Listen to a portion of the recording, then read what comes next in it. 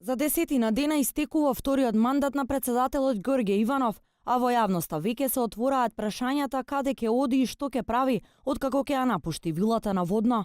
Од кабинетот на председателот засега нема официјална информација каде Иванов ќе ја продолжи својата професионална кариера по 12 мај и кои привилегии ќе ги добија.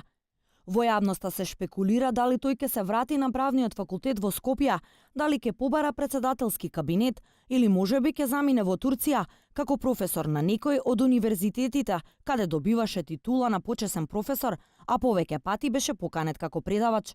Од владата денеска потврдија дека Иванов се интересирал официјално кај службата за општи и заеднички работи, колку изнесува годишниот буџет за поранешен председател на државата, кој како што денеска изјави владиниот портпарол е во висина од 8% од годишниот буџет на председателот. Од владата информираа дека Иванов треба да поднесе барање за деловни простории за формирање на кабинет како поранешен председател и дека такво барање досега не е поднесено.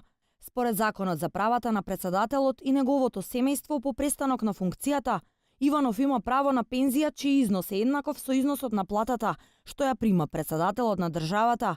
Има право на канцеларијски простор и најмногу 3 соработници.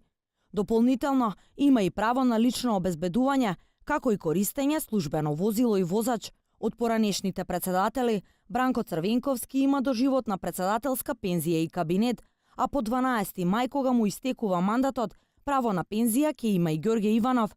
Семејството на загинатиот председател Борис Трајковски пак, неговата сопруга Вилма и децата, освен овие, според закон, имаат и други права.